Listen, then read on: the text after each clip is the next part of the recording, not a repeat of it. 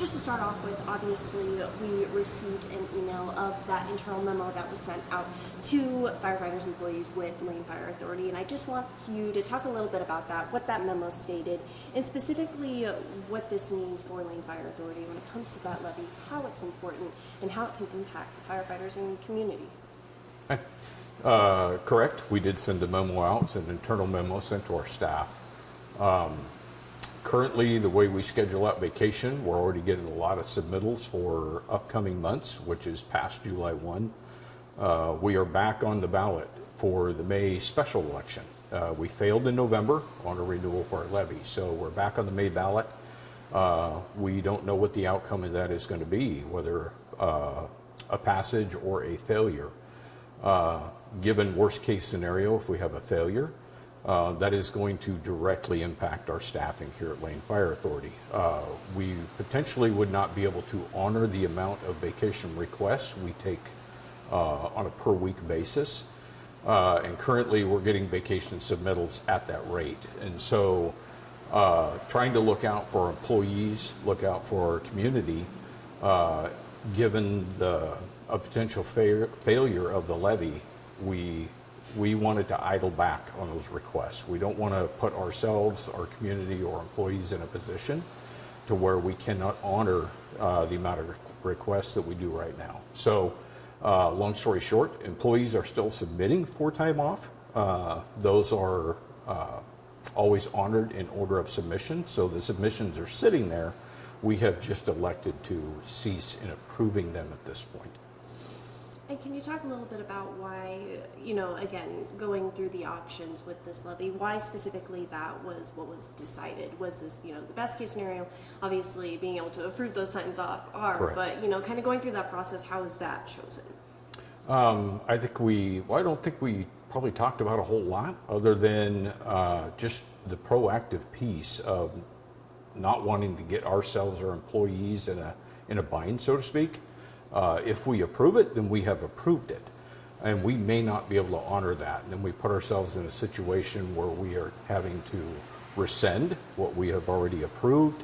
Employees may have scheduled the time off, invested in a vacation for themselves, their family, and then we have to rescind that. And I don't think that's a good situation at all for us. It's not a good situation for our employees. Not to mention for our community. We have to have to be determined at least minimum staffing here to be able to respond to calls, given our fire district size and our ambulance service. Absolutely. And when it comes to just kind of that response from employees, we did get this email in, we've gotten a couple of other emails in just kind of talking about this. What has it been like, with at work after this decision was made, again, if this levy were to not go through? Sure. I think we have a great workforce. Times like this, especially when we're coming up on the end of a levy and we need to renew that levy, there is always going to be tension. There's going to be fear. There's going to be anxiety. Trust me, it goes from the top, from me as a fire chief, down to our newest career member or newest volunteer. It is not a situation we want to be in. We're trying to navigate through that, communicating with our staff, working with our labor unit. It's just not a good time. There's just a lot of unknowns. We are all trying to remain very positive that we are going to renew our levy come May, and then we will move on about our day, operations as normal. And can you talk a little bit about that levy so that people in the community, because when they hear levy, they see it on the ballot and they get some information about it, but can you talk a little bit about how it's important for Lane Fire Authority and specifically how it could, if it were not passed, how it can impact the Lane Fire Authority further? Certainly. So the last 5 years, we have had an operations levy in place that's 35 cents per thousand of assessed value on top of our base mill rate, which is $2.04 a thousand. We are reaching the end of that levy. Our costs just continue to increase. Staffing costs, equipment costs, you name it. There's a whole litany of things that have increased on us, probably like many homes in our area, many business owners across the board. So we are reaching the end of that levy, and it expires basically June 30. So we are right now with property taxes realizing our last revenues off of that 35-cent levy, and so we have to renew it. We went back out in November, we failed.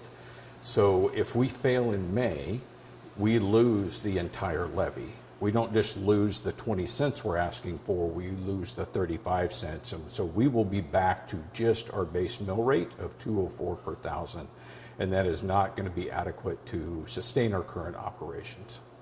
And can you talk a little bit about, how that, again, specifically could impact Lane Fire Authority, what people could see in changes, and kind of going with the decision that was made now with the pausing of approving leave, if that would continue on, how long that would last for, what other changes would be made in the future?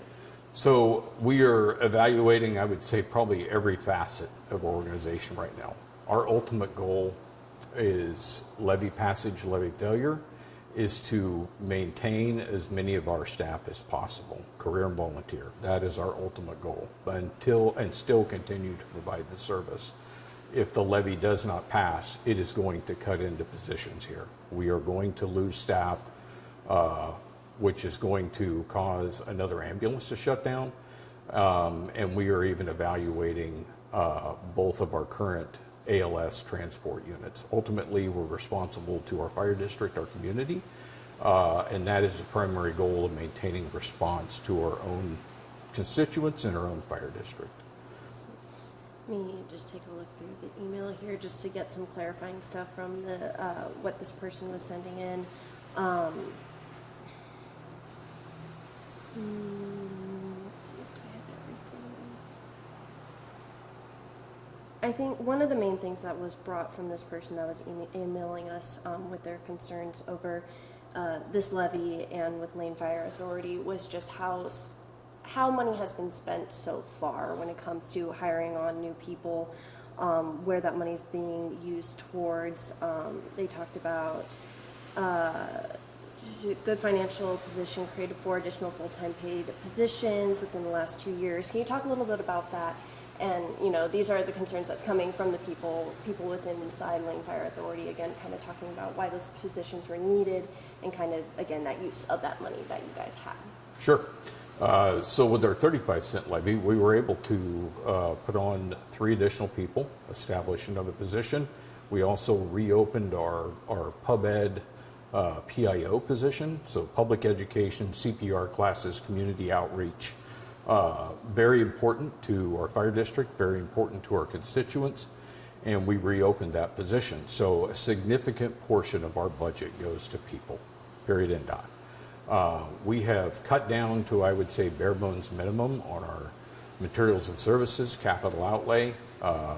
We no longer have the funds to buy new engine companies. We barely make it to buy replacement ambulances. So a significant portion of our money goes to people. And I think that is great value. Our call volume keeps increasing every year. We have just seen it historically, and we don't see any discontinuation or drop in that demand for our service. So it's extremely important. We have people.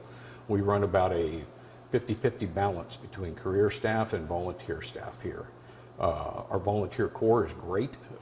Some of the hardest working folks I've ever seen, and they're doing it for free. We greatly appreciate their service, but that does not fulfill all we need. So we have to continue putting on career staff.